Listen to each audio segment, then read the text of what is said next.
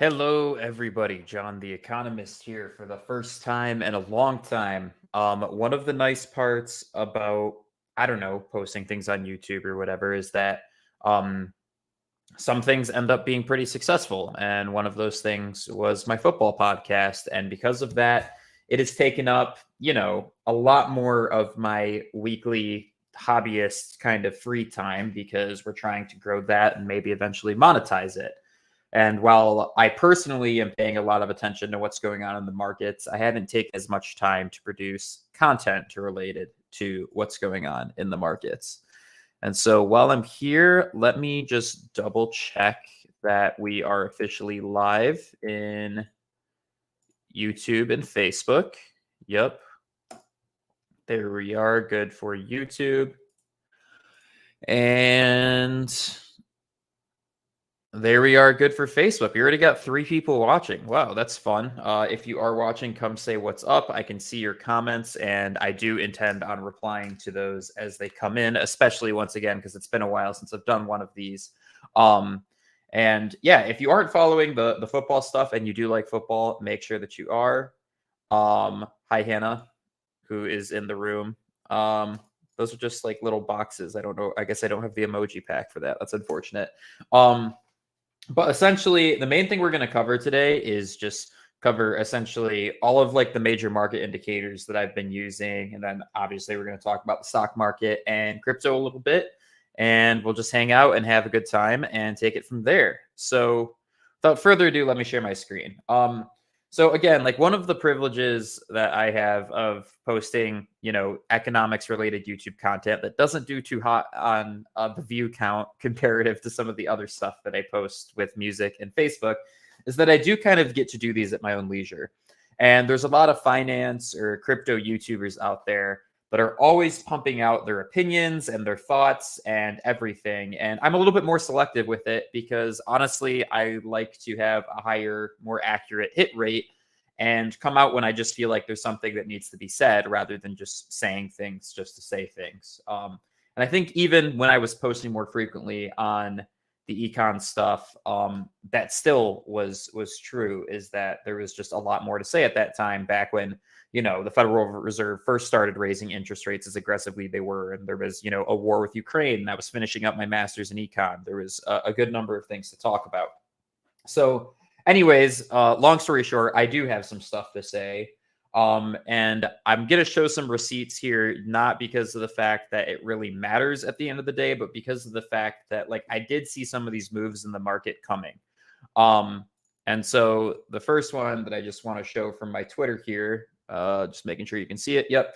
So I said back in about a month ago, right? Summer lull, sell in May, go away, sideways year. And I said, whatever trope you want, we just rallied some stocks up to 90% off of their lows in a high interest rate, hawkish Federal Reserve environment with some recessionary pressure going on.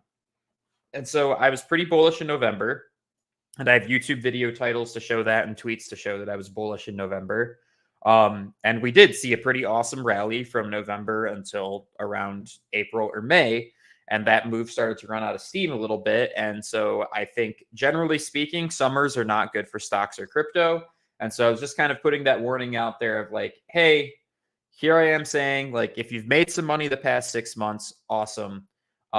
Maybe, not a horrible time to realize some of those gains, right? And so I personally did do a little bit of that. And I always, every single time, am more conservative than in hindsight, I think I should have been, but I did hedge my risk. I did follow my own advice in that particular sense. So we're going to start with Federal Reserve. We're going to start with inflation, and then we're going to kind of move into some other macroeconomic indicators. And then we'll talk stocks and crypto to round it out. So first things first, the Federal Reserve paused interest rates for the first time since they began their hiking cycle around 2 years ago now, or I guess a year and a half ago. And if we take a look at the federal funds rate, this hasn't updated in the sense that it would be flat, but that's exactly what it will be when it comes back in, is it's going to be flat here, right? So when that data populates, it's going to kind of, look like this or whatever. But if you look, like, this was the fastest interest rate hiking cycle that we have ever seen in American history. Why was this the fastest hiking cycle that we've ever seen in American history? Well, the main problem is that we printed money like crazy, more than we ever have in American history.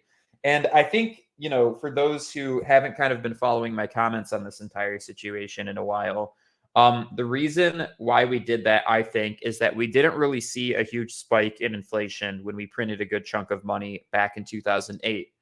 And whether they're going to say it this way or not, I think the Federal Reserve got a little bit of an ego associated with thinking you can just kind of print money and the market's going to take care of that and you won't see inflation. And so, as you can see, right when COVID started, they went and lowered to emergency interest rates. Interest rates were effectively 0% for the federal funds rate, which is essentially the rate that is charged to banks for loaning money, right? And so all other interest rates, mortgage interest rates, credit interest rates, et cetera, are based off of that base level federal funds rate. And so, as we've seen, right, housing market interest rates have increased. Costs more to borrow money. Interest rates in general are higher for lines of credit, things like that. And that's because of the fact that when they lowered interest rates to this level, money became very liquid, right? And so here is a chart that shows starting in 1995 or so, we've kind of had this just mean level of money supply increase, aka printing money into the market, for the past 20 years or so, right? Even through 2008, when we were, printing a decent amount of money, it did not take us a lot of time whatsoever to revert back to mean, right? That's 2008 right there. We were right back at mean. So you can see that, yes, even though we've printed a lot of money over the past 20 years to the tunes of trillions of dollars, it still has been at a consistent rate that has been consistent with 2% inflation for the past 20 years. And this guy over here was COVID. That's just bringing the interest rate down to zero. You're making money in the market incredibly liquid. And so you had this spike off of the mean, right? Very clear departure from what we've traditionally been doing with our money printing over the past 20 years. And with that came high inflation. This is PCE inflation, but this is actually the inflation rate that the Federal Reserve uses in order to essentially assess where inflation is at in the market when they're making their interest rate decisions. And as you can see, starting in about the middle of 2021, we went parabolic on our inflation rate. And then some of you might be more used to looking at just a regular inflation rate. You're going to take this off of logarithmic scale, right? Huge spike in inflation rate. So in response to that inflation rate, the Federal Reserve was like, oh crap, we've printed too much money. Interest rates are too low. We need to start hiking interest rates. And the reason for that is because then you're sucking that money that you printed out of the market through the mechanism of higher interest rates. And so that's what we've essentially been doing for the past year and a half. That's why there's been recessionary pressure. And I have my own thoughts and comments about whether or not I think that's an effective mechanism of just printing money and then sucking up the money to, stop recessions when, in essence, that's the kind of thing that's causing recessionary pressure is, these volatile swings in the money supply. But I digress. So inflation has started to come down pretty reliably. And the money supply has started to come down pretty reliably. And if I bring this back to a logarithmic scale, it's got messed up. Got to fix this real quick. Take it back to a weekly chart. There we go. The money supply actually is curling back down. And if we were to even just keep the money supply where it's at, we would kind of be back to our mean trend by, let's just say, December of this year. Does that mean that we're going to start printing money again? Probably not.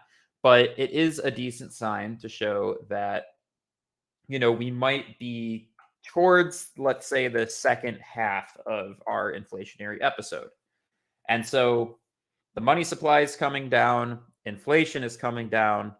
The Federal Reserve has essentially stopped raising interest rates for now. They are pricing in the fact that they might raise interest rates a little bit more in the future. We'll see how that goes. And also, the United States dollar currency index has been in a pretty consistent downtrend since about November or so. And I said this over and over again until I was blue in the face in all of my YouTube videos. You can go and look at just about every single YouTube video I've posted over the past year. I said 3 things need to happen for the stock market and the crypto market to be a little bit more risk on, which means that people are willing to take risks, which means that prices of those assets would go up. And those 3 things were inflation needs to come down sustainably. The Federal Reserve needs to essentially end their interest rate hiking cycle. That doesn't mean interest rates need to come down. That just means they need to pause them. And the United States dollar currency index needs to enter a downtrend, right? So we had the USD currency index downtrend start in November. If we go back to the federal funds rate here, we're officially pausing that after this crazy parabolic move upwards. Again, fastest interest rate hiking cycle in history. And then if we take a look at the inflation rate, got to get off my logarithmic scale again. We've essentially been in the downtrend with that since August, but I would say it was a sustainable downtrend starting in January or so, right? And I don't even think the Federal Reserve is really convinced that this is a sustainable downtrend yet, but which is why we might see future rate hikes. But in other words, we're kind of starting to look through the thick of things. Okay, great, John. So you're saying all that. We saw this rally. Now, why are you saying that you expect prices to go down? And it's because markets are forward looking. And because of that, we get a little bit ahead of ourselves, right? So I think people started to see this confirmation of those 3 indicators that I mentioned, and they got excited. And now we're coming into the summer. Which again, historically not a good time for stocks and crypto. The technicals of the actual stocks and crypto charts that I'm looking at are losing steam and momentum on the move. And also unemployment is finally starting to tick up a little bit. And so I think people are a little bit more concerned about a recession than they previously were. And anecdotally, I can speak to the fact that a lot more firms are more cautious about the aggression at which they're hiring people right now, right? And honestly, I think all of this will pass. I made a post on LinkedIn like 6-ish months ago where I was like, maybe we're through the worst of it, and nobody knows that yet. And that doesn't mean that there still can't be hard times for the next 6 months, but I'm saying that, the idea of like a soft landing for the economy and that we might be back to our regularly scheduled programming of growth and technological innovation and all of that good stuff, it might be like, in full swing by 2024. And I'm an optimist to a fault in more things than just economics. Anybody that knows me can probably attest to that. But I think that just looking at the data, there's nothing like extremely alarming here, right? Because inflation is coming down pretty sustainably and the labor market's hanging in there. Like I said, unemployment has ticked up, but not nearly as much as expectations were. If unemployment can hang in there for another 6 months or so before blowing up, and maybe the housing market comes down in pricing a little bit, which I would actually argue is a good thing rather than a bad thing. If it can hang on and then, a year from now, the Federal Reserve maybe looks at rolling back interest rates after inflation is officially back down to its 2% range, that could be a really positive sign for the economy as a whole. So there's my spiel on the economic outlook. Interest rates are high. They're going to stay high for another 6 to 12 months, most likely, before they start coming down. But that is just loading the spring for growth a year or so from now. And so, like I said, stocks actually did a whole lot of rallying between now and then. I brought myself water before starting this because it's a lot of talking for 10 o'clock at night. And again, if you are watching and you have questions, please feel free to tune in and ask things because I also... And Hannah's done a really good job of informing me that I use a lot of jargon and don't even realize it. And that is not my intent. I'm trying to make all of this stuff easier and to follow and digestible for anybody that's interested. And so if you have questions or you're saying, John, everything you said made absolutely no sense, can you please re-explain it? I'd be happy to do so. But anyways, if we're going to take a look at, some of our charts for technical analysis, we had this big move up from October to November, and now we've just kind of been hanging out in this range right here, right? And so anybody that's kind of been following the technical analysis stuff that we've been talking about, like we tried to touch here, we tried to touch here, we tried to touch here, we tried to touch here at this, what is that, 34,000 price level or so, right? And we're failing to get past it. And not only are we failing to get past it, but we're actually putting in lower highs each time. This is the Dow Jones Industrial Average, by the way. But we're also putting in higher lows. And so some people might suggest there's two ways you can look at this. And I'm just going to make a case for both because stock market, I'm feeling iffy about which direction it's going to break. But I'm going to get rid of this white line here. Some people might call this an inverse head and shoulders pattern. You have this shoulder, this head.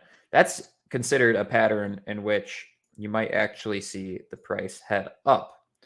But again, this resistance seems to be holding.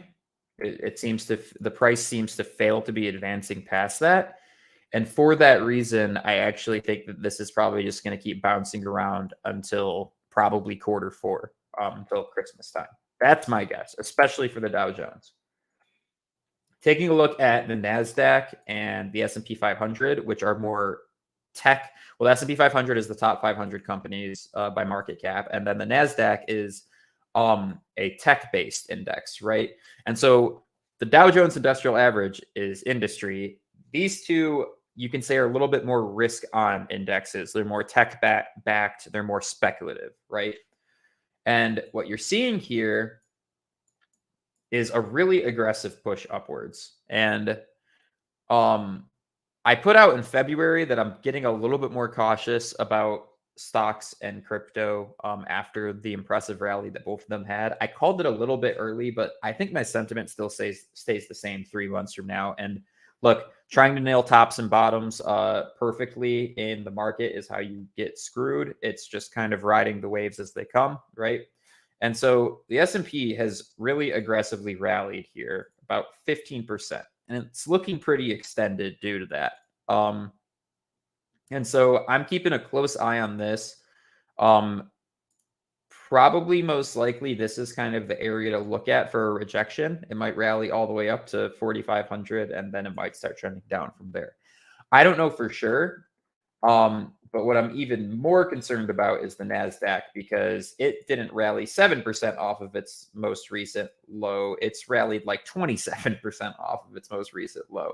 And for a major stock index, that is a lot. And you're seeing the RSI here, right? This has gone into oversold territory. This doesn't necessarily mean it's a bearish indicator, by the way. And I'm not going to get, it's going to get really jargony if I explain what I mean by that. So I'm just going to move past that point. But essentially, we've seen a lot of positive price action in a short amount of time. And for that reason, it might be, worth saying, okay, we're getting a little overextended here. Maybe I'm wrong. Maybe you put in a new all-time high. That's definitely possible. But what I'm currently seeing is the fact we definitely put in like a solid bottom right here, right? We had 1, 2, 3, 4, 5 weekly touches, and we started moving up. That's great. But then the fact that we've rallied 40% off of that low since December for a major index that's not supposed to be that volatile, that's pretty crazy. So just keep an eye on that. What I think is most likely is that, again, we probably hang out in this area and then maybe make our way back down for the summer. And then, which I'm drawing this horribly if that's actually my opinion, right? Make our way down for the summer, bounce around a little bit, and then load the spring for next year. That's kind of what I'm seeing. Now, if I'm going to be totally honest with you guys, I'm really here to talk about the crypto market. Why am I here to talk about the crypto market? Because I have much stronger opinions about the direction of the crypto market. And frankly, I think overall, Bitcoin is probably going to go into what I said in the tweet, kind of a summer lull, right? Where overall stocks are probably going to chill out. Crypto is going to chill out for the summer. We'll see where we're at, around Christmas time. But everything else on this list, including Ethereum. And again, there's a lot of these tokens I'm pretty bullish on long term, right? I think Ethereum's good tech. I think Polkadot's good tech. I think, Atom is good tech. A lot of these. And a lot of these I just trade just to trade. But All of these are going to get slaughtered, in my opinion. And the main reason why, and there's a few of them, right, is relative safety of Bitcoin versus all of these other altcoins, right? And what do I mean by relative safety? It's because calling Bitcoin safe to most investors is kind of hilarious because of how volatile it is. It moves a lot in its price in a relatively short amount of time, and most investors are kind of scared of that. But Bitcoin is significantly less volatile than all of these other cryptos, right?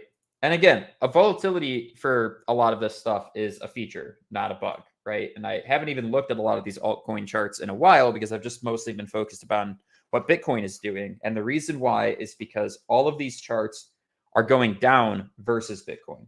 What does that mean?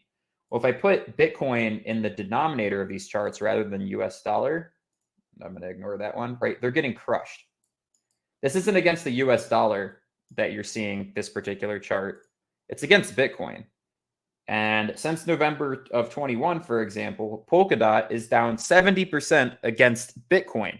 And Bitcoin's down 70% against its own all-time high, or like 50% right now, or whatever it is, right? So you don't want to touch these if you're in crypto because Bitcoin is clearly the better asset right now because of the fact that the overall market investment environment is very risk off. Nobody really wants to touch any of this risky stuff.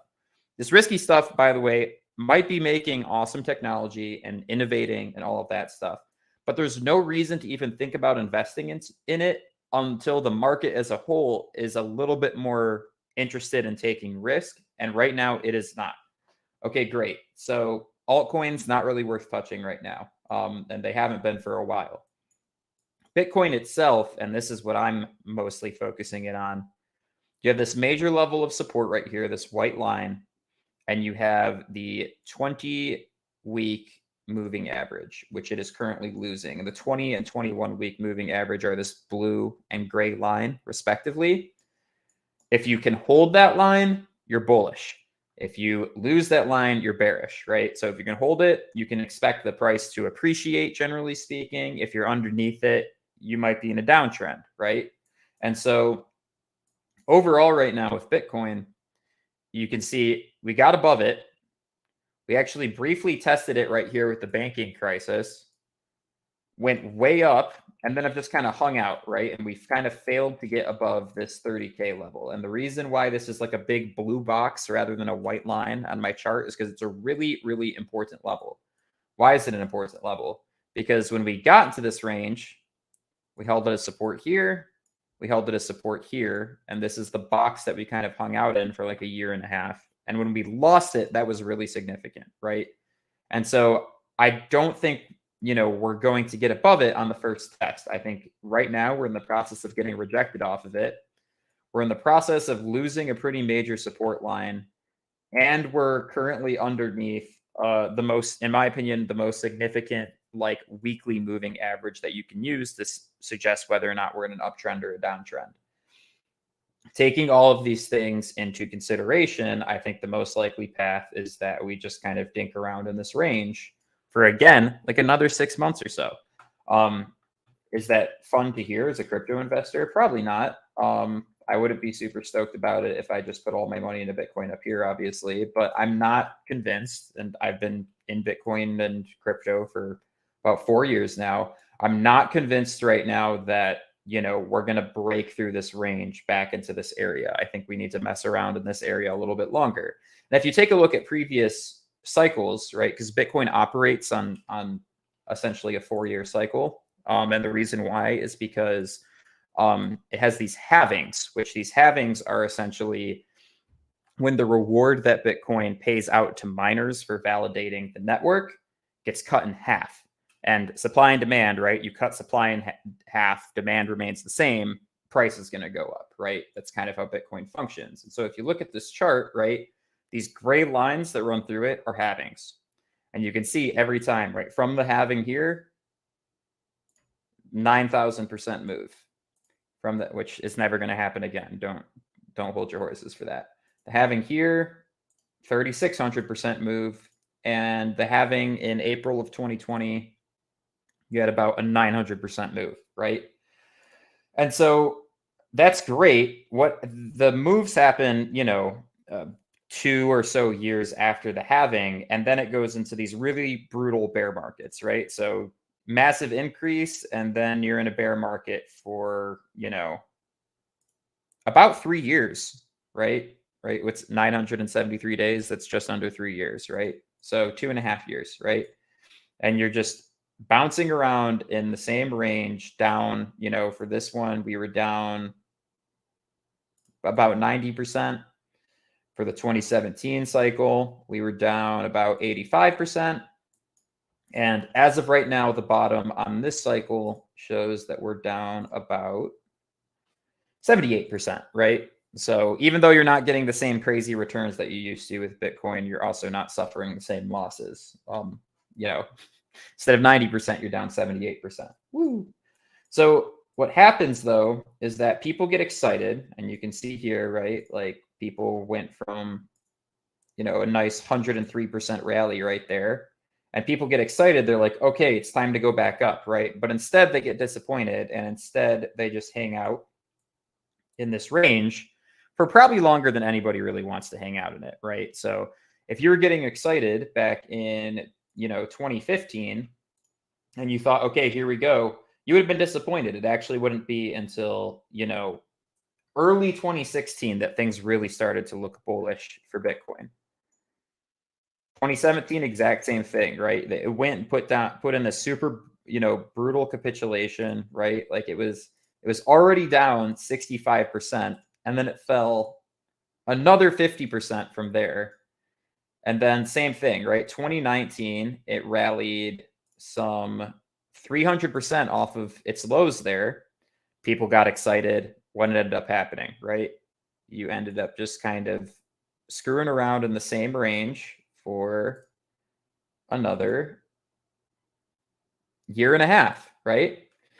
And so as we continue to talk about the cyclical nature, also Erickson just joined it. I trade on Coinbase Pro, but I do all of my technical analysis on TradingView because it has the most fun tools. And Coinbase Pro is cool, or what was it called now? Coinbase One, because the trading fees are pretty dang low, all things considered. But anyways, so point I'm trying to make is that people get ahead of themselves when they see, Bitcoin do these face-ripping rallies that it is known to be able to do. And that's exactly what happened here, right?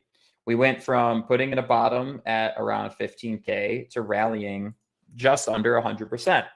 And again, like I was bullish in November, so I got to enjoy the fruits of that 100% rally.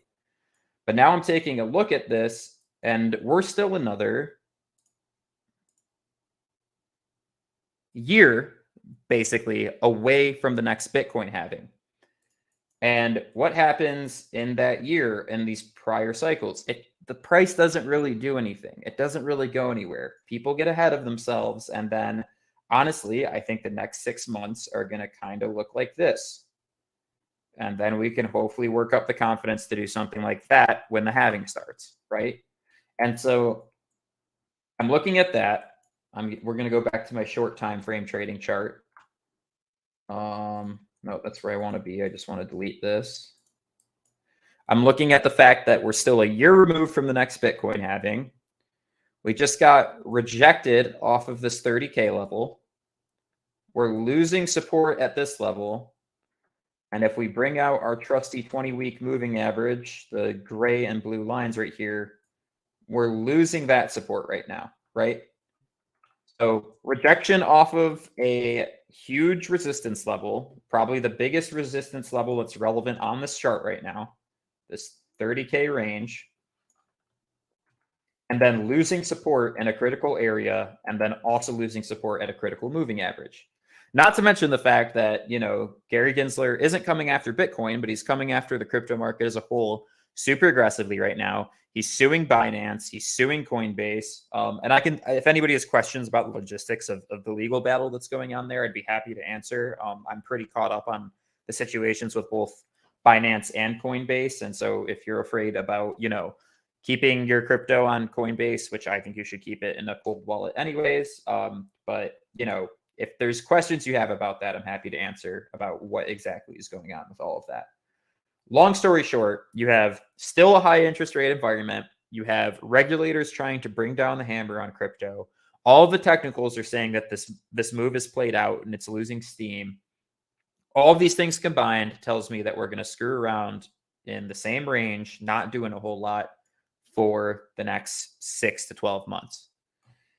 For anybody that's a long-term Bitcoin investor, though, that's an opportunity, right? Maybe you didn't buy 15K and you missed that move, right? And hopefully you didn't YOLO in at 30K in the middle of a rejection. And maybe we just bounce around in the 20s for a little bit longer and you can bring your price average down a little bit more so that the spring is loaded for the halving. And again, I'm not being predictive here. Maybe the halving has absolutely no bearing and we spend, another 3 or 4 years in the bear market. I'm just looking at what the past data, tells us about the situation and kind of the timing related to all of it. And also considering, right, the Federal Reserve's probably going to start easing off the interest rate situation a little bit and all of the other things that I was talking about loading the spring for the economy. So yeah. Also, Erickson said, I was fortunate enough to join the industry during COVID. Yeah, and honestly, I'd love to hear more about your time in the industry because I don't work directly in crypto. I work in finance, and I would love to be closer to crypto for my job. I think I'm very passionate about it, clearly. And I think I bring a decent amount to the table as far as my econ and finance chops go. But anyways, so that's kind of where I'm at right now is I'm seeing this as an opportunity to continue to average into the market at a good price and not getting ahead of myself that, for the next year, we're probably just going to be bound to the same range. And when we're ready to move up, then we're ready to move up, right? But again, I want to reiterate, if Bitcoin's getting crushed right now or going down, all of these altcoins are getting crushed or going down, all of them. And that's exactly what's happening. You look again, Matic against Bitcoin is down 67% since last year. 67%. Actually, it's not even last year. What is it? That's February. 67% in the past 4 months. Again, this isn't like a coin that I hate or anything. I'm actually pretty bullish. And it has its periods where it's very bullish against Bitcoin, right? And when I say against Bitcoin, right, that means Bitcoin's the denominator of this chart, not the US dollar. Which means if it's down 67% against Bitcoin, what is it down against the US dollar? I'm happy you asked. Even more than that, right? Take a look at, Link is brutal, right? Take a look at Chainlink, right? Since December of 2022, down 60% against Bitcoin. Chainlink against the US dollar is probably looking pretty brutal too. I'm sure you could imagine, right? So again, this is not a good situation to be getting involved in altcoins. It's dangerous right now. And again, I like a lot of these tokens for the long term, but if I'm going to be getting into the risky crypto market in general, why wouldn't I get into the least risky asset of all of them that's not under regulatory scrutiny from the SEC that, is classified as a commodity by both Europe and the United States rather than a security? All of these other things, this is the relatively safe bet, right? And I'm saying relative because relative to stocks or indexes or whatever, it's obviously not safe at all. Yeah, I'm definitely interested in DeFi. I actually talked to some of the research guys over at Uniswap. Designer first and foremost got slid into NFT GameFi.